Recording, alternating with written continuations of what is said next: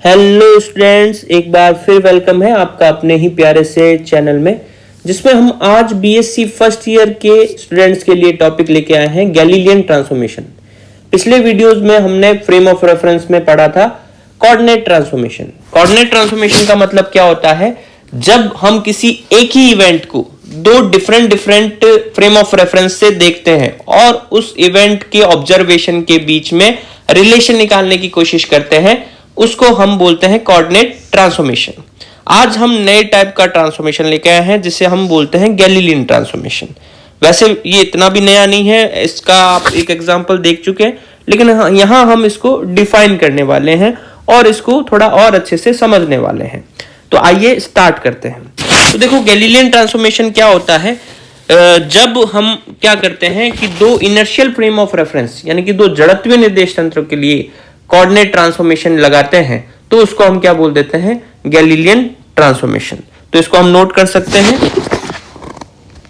If position of any point particle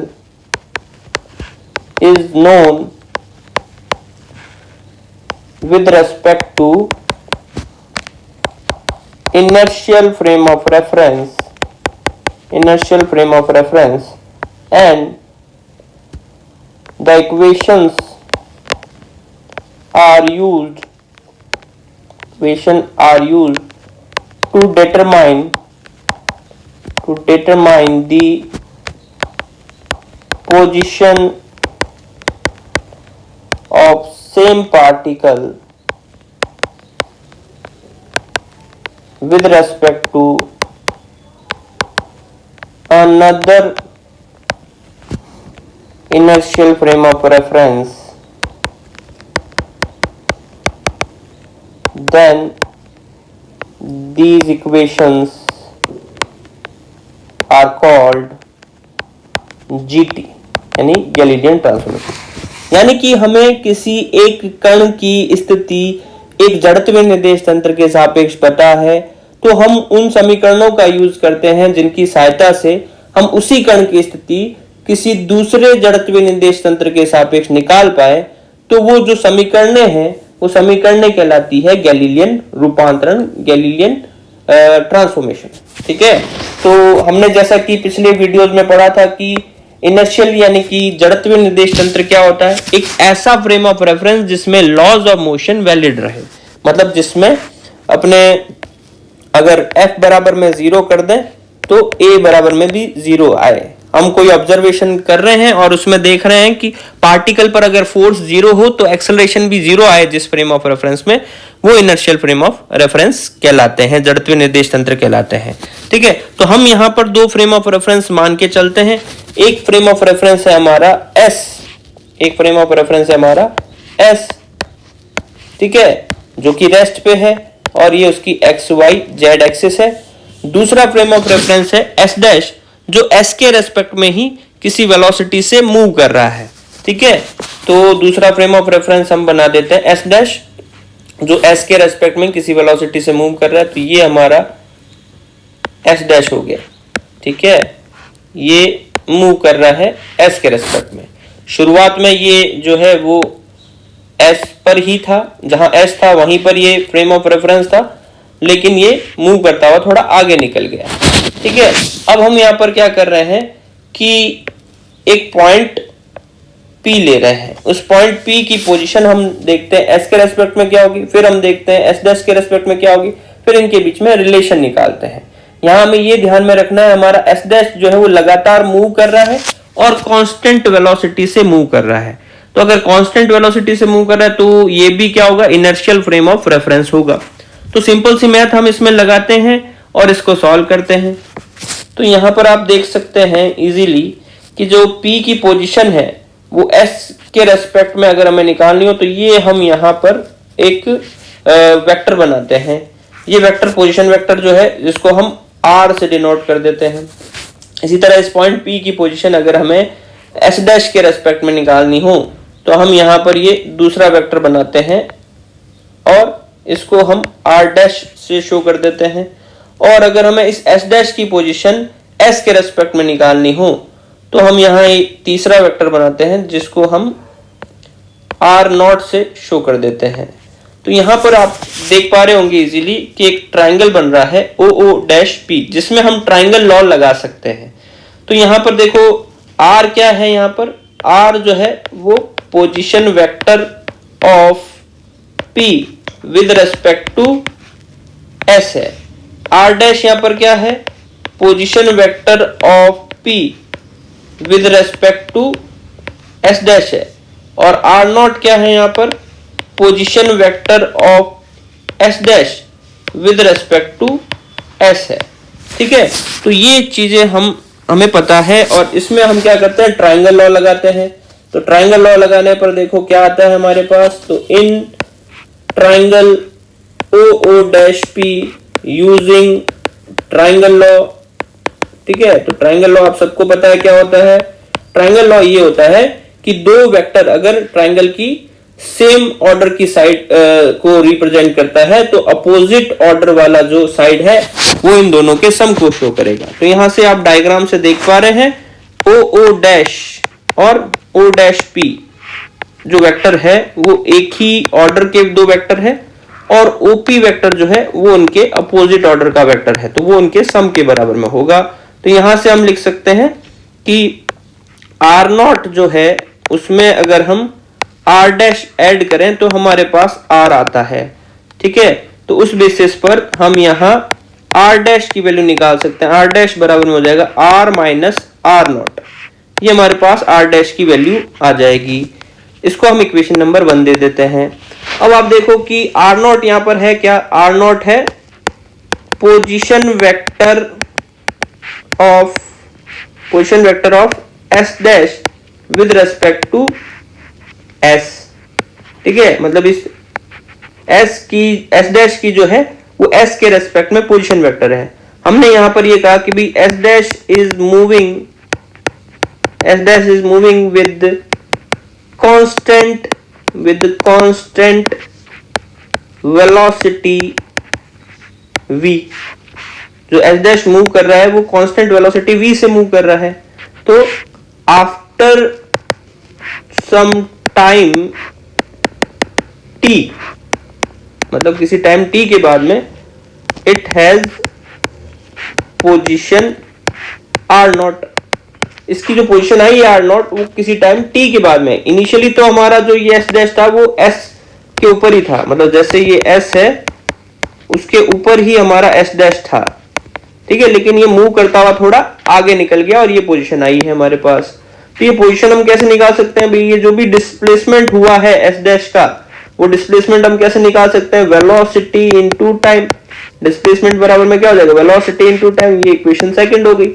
ये equation second first में put कर देते हैं। तो बाय यूजिंग इक्वेशन 2 इंटू 1, समीकरण 2 को 1 में रख दे मान, तो हमारे पास क्या वैल्यू आएगी, हमारे पास जो वैल्यू आएगी वो आएगी आर डैश बराबर में आर माइनस में वीटी। ये जो इक्वेशन आई इस इक्वेशन को हम बोलते हैं गैलीलियन ट्रांसफॉर्मेशन। ठीक है, आर यहां पर पोजीशन है किसकी, आर पॉइंट पी की पोजीशन है किसके रेस्पेक्ट में, एक ऐसे फ्रेम के रेस्पेक्ट में जो कि रेस्ट पे है। आर डैश भी पॉइंट पी की पोजीशन है लेकिन किसके रेस्पेक्ट में, एस डैश के रेस्पेक्ट में जो कि क्या कर रहा है, कांस्टेंट वेलोसिटी से मूव कर रहा है। तो एक के रेस्पेक्ट में हमें पोजीशन पता है, दूसरे के रेस्पेक्ट में हम पोजीशन निकाल रहे हैं।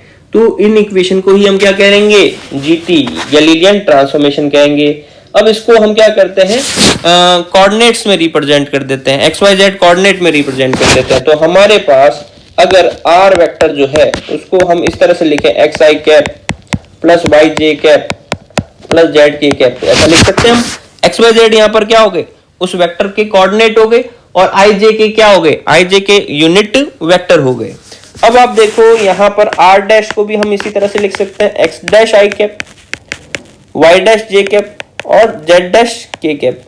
यहाँ X dash Y dash Z dash क्या हो गए, उसी पॉइंट पी के एक्स वाई जेड डायरेक्शन में कोऑर्डिनेट हो गए। ठीक है, लेकिन किसके रेस्पेक्ट में, एस डैश के रेस्पेक्ट में। और यहाँ v जो है वो v को हम ऐसे लिख सकते हैं, V x I cap we Y J cap और वी जेड के कैप। ठीक है, अब ये वैल्यू इसमें पुट कर देते हैं।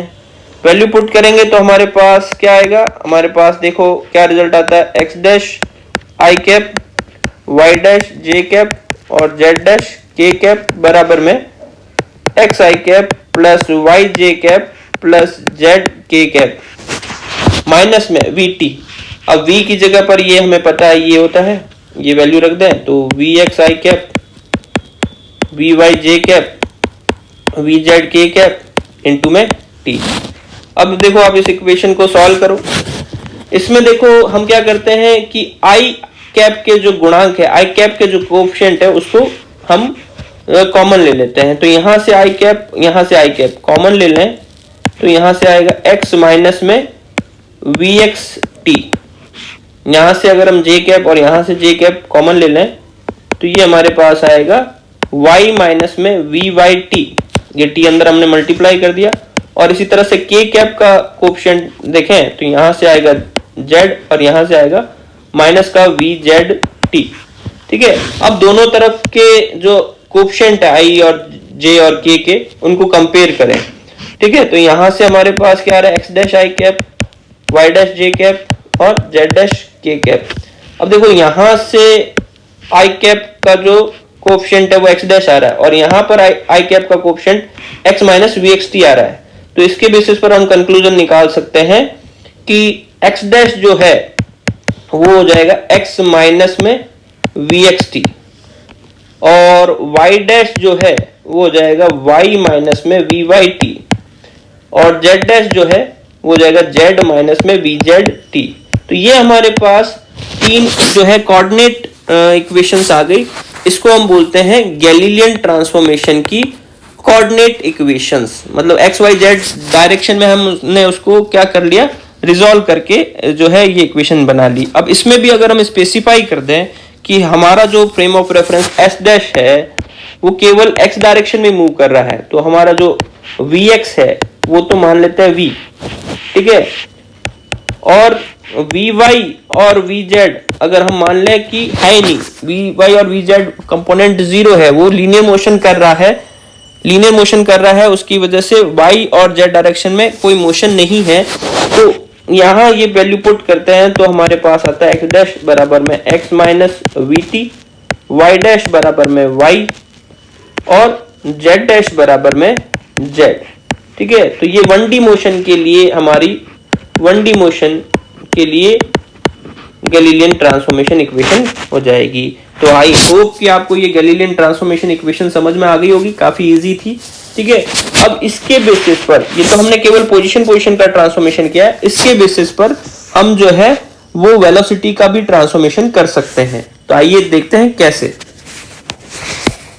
तो वेलोसिटी ट्रांसफॉर्मेशन यानी कि वेग रूपांतरण। तो देखो हमने ये कहा था कि जो हमारा r डैश है वो कितना आया था, r माइनस में वी टी। ठीक है, r डैश हमारा जो है वो पॉइंट P का पोजीशन वेक्टर था s डैश के रेस्पेक्ट में, r हमारा पॉइंट P का पोजीशन वेक्टर था s के रेस्पेक्ट में, v हमारे s डैश की वेलोसिटी है और t टाइम है। तो यहां पर हम क्या करते हैं, इस इक्वेशन को डिफरेंशिएट कर देते हैं, differentiating with respect to time. इस समीकरण का हम टाइम के रेस्पेक्ट में अवकलन कर देते हैं। तो d r dash by d t बराबर में d r by d t minus, यहां पर हमने v को कांस्टेंट कहा है तो ये v का v पड़ा है और t का डिफरेंशिएशन 1 हो जाएगा। ठीक है, तो इसको अब हम ऐसे लिख सकते हैं कि ये D r dash by d T. अब r डैश क्या है, किसी पॉइंट P की पोजीशन है, किसके रेस्पेक्ट में है, s डैश के रेस्पेक्ट में है। तो उसकी पोजीशन को टाइम के रेस्पेक्ट में डिफरेंशिएट करेंगे तो क्या हो जाएगा, वेलोसिटी हो जाएगी। तो वो वेलोसिटी को क्या लिख देंगे हम, यहाँ लिख देंगे vp डैश। vp डैश का मतलब हो गया p की वेलोसिटी है लेकिन s डैश के रेस्पेक्ट में है। यही सेम r जो है वो भी पॉइंट P की ही पोजीशन को शो कर रहा है लेकिन s के रेस्पेक्ट में, तो पोजीशन का टाइम के रेस्पेक्ट में डिफरेंशिएशन वेलोसिटी को शो करेगा। तो इसको लिख देते हैं vp और माइनस में क्या आ जाएगा यहाँ पर v। तो इस तरह से हमारे पास जो ये इक्वेशन आई ये वेलोसिटी के ट्रांसफॉर्मेशन को शो करती है। तो ये शो करती है कि अगर आपको किसी पार्टिकल p की वेलोसिटी पता है s के रेस्पेक्ट में और आप निकालना चाहते हो s डैश के रेस्पेक्ट में, तो वो हो जाएगी vp डैश बराबर vp माइनस v। ठीक है, इसी तरह से अब हम नेक्स्ट करते हैं एक्सेलरेशन का ट्रांसफॉर्मेशन। एक्सेलरेशन का ट्रांसफॉर्मेशन यानी कि त्वरण का रूपांतरण। तो अगेन हमें जब पता है कि vp डैश बराबर में vp माइनस v है, तो इसको हम डिफरेंशिएट कर देते हैं, differentiate with respect to time, समय के सापेक्ष इसका अवकलन कर देते हैं। तो dvp डैश बाय dt बराबर में क्या हो जाएगा dvp बाय dt। अब हमने कहा v तो कांस्टेंट है, v कांस्टेंट है तो उसका डिफरेंशिएशन 0, तो हम यहां पर ये सीधा सीधा कह सकते हैं ap डैश बराबर में ap, यानी कि पार्टिकल का जो एक्सेलरेशन होगा वो दोनों फ्रेम ऑफ रेफरेंस में क्या आएगा, सेम आएगा। ठीक है, तो ये हो गया हमारा जो गैलीलियन ट्रांसफॉर्मेशन है उसकी इक्वेशन हो गई। ठीक है, तो ये हमने गैलीलियन ट्रांसफॉर्मेशन पढ़ा। अब हम इसके कुछ एग्जाम्पल देखते हैं। अब हम गैलीलियन ट्रांसफॉर्मेशन पर बेस कुछ एग्जाम्पल देखते हैं। देखो पहला एग्जाम्पल क्या है, पहला एग्जाम्पल है कि हमारे पास एक क्या दिया हुआ, एक बर्ड दिया हुआ है। वो बर्ड जो है वो नॉर्थ डायरेक्शन में 40 किलोमीटर पर आवर की स्पीड से उड़ रहा है। ठीक है, और एक ट्रेन दी हुई है जो कि साउथ डायरेक्शन में 80 किलोमीटर पर आवर की स्पीड से चल रही है। ये सारा जो भी हम देख रहे हैं वो एक ग्राउंड के फ्रेम ऑफ रेफरेंस से देख रहे हैं, यानी कि एक रेस्ट वाले फ्रेम ऑफ रेफरेंस से देख रहे हैं, और ये दोनों ऑब्जर्वेशन हमें मिलते हैं। ये पूछ रहा है what will be the velocity of bird with respect to train, मतलब उस बर्ड की ट्रेन के रेस्पेक्ट में वेलोसिटी क्या होगी वो फाइंड आउट करनी है। तो पहले इस प्रॉब्लम को हम जो है वो एस डैश के टर्म में रिप्रेजेंट करते हैं। तो ये जो भी हम देख रहे हैं वो एक फ्रेम ऑफ रेफरेंस एस से देख रहे हैं, मतलब हम ग्राउंड से देख रहे हैं जो कि रेस्ट से है, रेस्ट पे है। ठीक है, तो उसमें हम क्या देख रहे हैं कि नॉर्थ डायरेक्शन में, तो आपको पता है कि ये ईस्ट होता है, ये वेस्ट होता है, ये नॉर्थ होता है और ये साउथ होता है। तो नॉर्थ डायरेक्शन में यानी कि ऊपर की तरफ ऐसे एक पक्षी जो है वो उड़ रहा है। कितनी स्पीड से उड़ रहा है, 40 किलोमीटर पर आवर। ठीक है, और यहाँ पर आपको दिया हुआ है कि 80 किलोमीटर पर आवर की स्पीड से एक ट्रेन जा रही है, लेकिन वो किस डायरेक्शन में जा रही है, साउथ डायरेक्शन में। 80 किलोमीटर पर आवर की स्पीड से ट्रेन जा रही है साउथ डायरेक्शन में। ठीक है, ये सारा ऑब्जर्वेशन हम देख रहे हैं एस के रेस्पेक्ट में। तो ये जो 80 किलोमीटर पर आवर की स्पीड से जो ट्रेन जा रही है वो हमारा एक दूसरा फ्रेम ऑफ रेफरेंस हो गया एस डैश। ठीक है, और जो कॉमन इवेंट हम देख रहे हैं दोनों से वो है बर्ड को। ठीक है, तो अब हमें ये पूछा जा रहा है कि इस बर्ड की वेलोसिटी जो है इस ट्रेन के रेस्पेक्ट में क्या होगी वो हमें फाइंड आउट करनी है। तो ये दोनों ही हमारे पास जो है वो frame of reference inertial frame of reference है। तो यहाँ पर हम गैलीलियन ट्रांसफॉर्मेशन वाली इक्वेशन लगाते हैं। तो हम ये कहते हैं कि गैलीलियन ट्रांसफॉर्मेशन में वीपी डैश बराबर में होता है वीपी माइनस वी। ठीक है, मतलब एस डैश के रेस्पेक्ट में अगर हमें वेलोसिटी निकालनी है तो एस के रेस्पेक्ट में जो भी वेलोसिटी उसमें से फ्रेम की वेलोसिटी माइनस कर देते हैं। तो यहाँ पर हमारे पास बर्ड की जो वेलोसिटी थी वो 40 किलोमीटर पर आवर थी, और किस डायरेक्शन में है, ऊपर की तरफ है। तो ऊपर की तरफ हम यहाँ जे डायरेक्शन मान लेते हैं, तो जे कैप लिख देते हैं, माइनस यहाँ वी जो है वो किसकी वेलोसिटी है, एस डैश फ्रेम की, वो कितनी 80 किलोमीटर पर आवर है, लेकिन वो किस तरफ है, नीचे की तरफ है। तो उसको हम माइनस का 80 जे लिख देते हैं। तो ये दोनों माइनस माइनस ऐड हो जाएंगे, तो ये बन जाएगा 40 प्लस 80 120 जे कैप। ठीक है, इसका मतलब ये हो गया कि ट्रेन के रेस्पेक्ट में उस बर्ड की वेलोसिटी जो है वो 120 किलोमीटर पर आवर हो जाएगी। ये हमने गैलीलियन ट्रांसफॉर्मेशन से निकाला। तो ये तो थी सिंपल प्रॉब्लम। अब इस प्रॉब्लम को थोड़ा सा हम हार्ड बनाते हैं। तो इसमें हम यहाँ पर ये कहते हैं इन प्रीवियस क्वेश्चन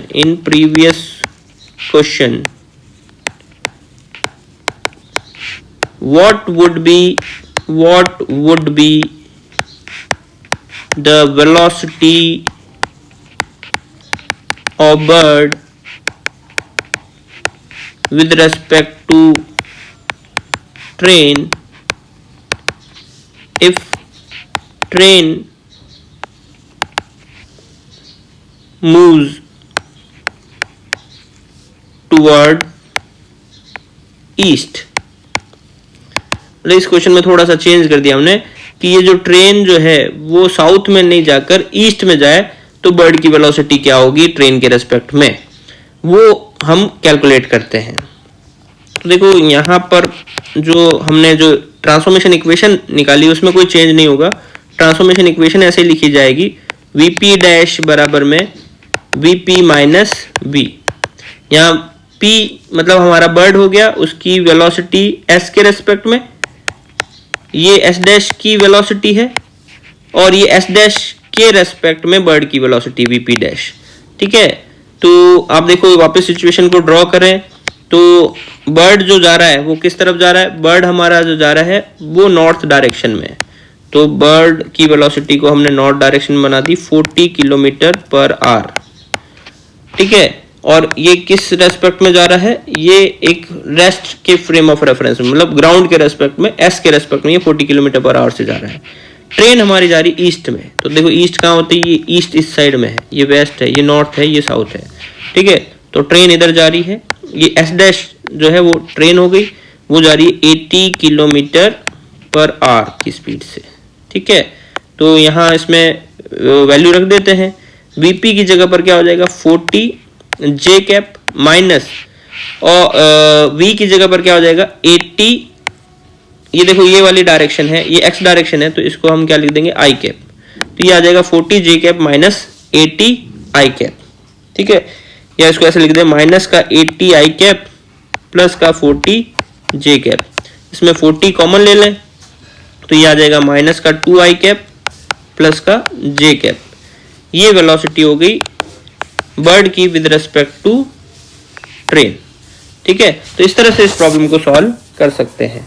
अब आप इसका अगर मैग्नीट्यूड वगैरह निकालना चाहें तो मैग्नीट्यूड निकाल सकते हो। 40 तो एज इट इज पड़ा है, मैग्नीट्यूड निकालना है तो रूट में 2 का स्क्वायर 4 और यहाँ 1 का स्क्वायर 1, तो 40√5 ये जो है बर्ड की वेलोसिटी हो जाएगी विद रेस्पेक्ट टू ट्रेन।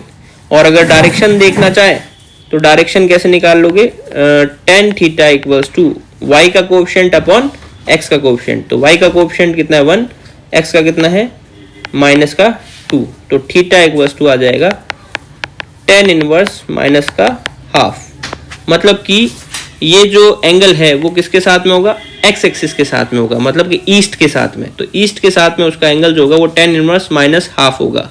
ठीक है, तो ये हम जो है वो बर्ड की वेलोसिटी और उसकी डायरेक्शन निकाल सकते हैं। अब आप देखो इसी तरह का एक क्वेश्चन और देखते हैं हम।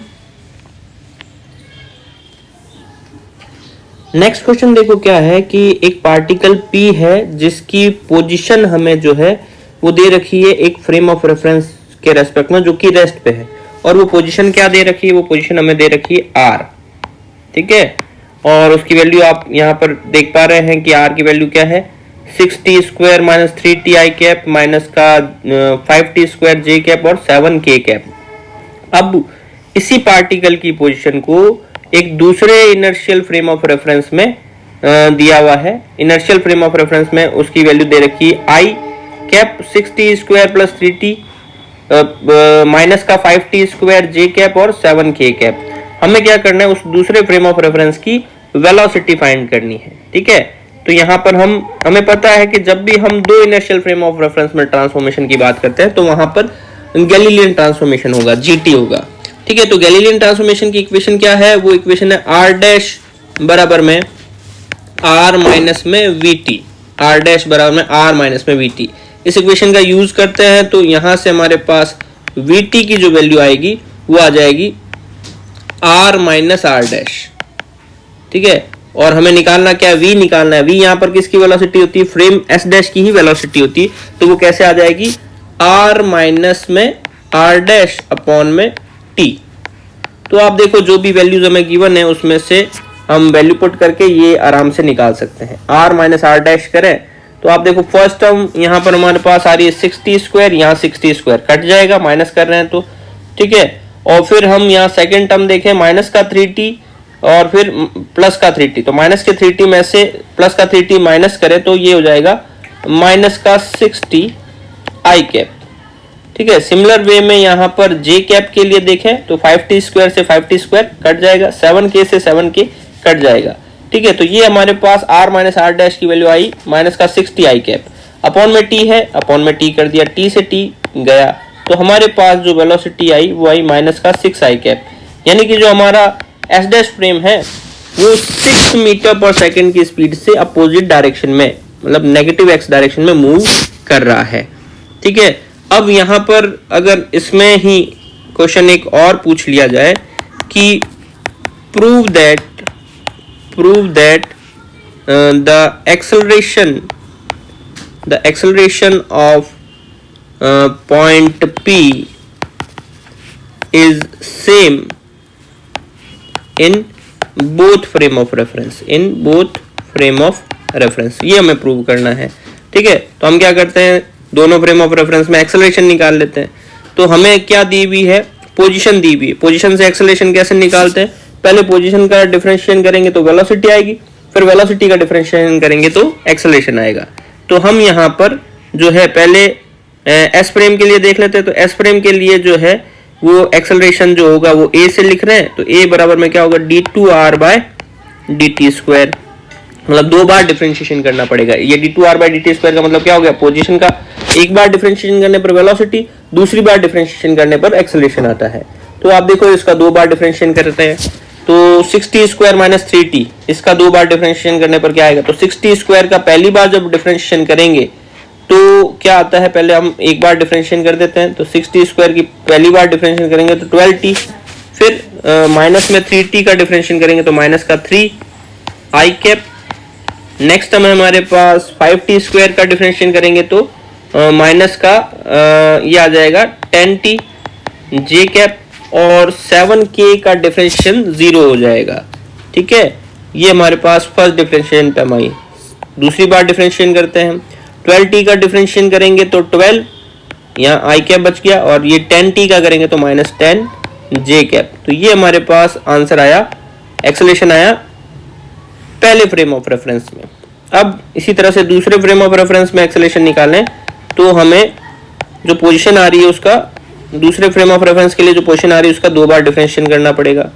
देखो इसमें डिफरेंस केवल क्या है, यहाँ प्लस 3t है, बाकी सारा सेम है, ठीक है। तो इसका 2 बार डिफरेंशिएट कर देते हैं हम, तो 2 बार डिफरेंशिएट करेंगे तो हमारे पास जो आएगा, पहली बार डिफरेंशिएशन करने पर आएगा 12t प्लस 3 आई कैप और माइनस का 10t जे कैप। अगली बार डिफरेंशिएशन करेंगे तो ये 12 आई कैप, 12t का 12 हो गया, 3 का 0 हो गया, और माइनस का 10 जे कैप। तो यहाँ से आप देख पा रहे होंगे कि दोनों में एक्सेलरेशन क्या आ रहे हैं, सेम आ रहे हैं। तो इस तरह से आज का हमारा टॉपिक हुआ गैलीलियन ट्रांसफॉर्मेशन।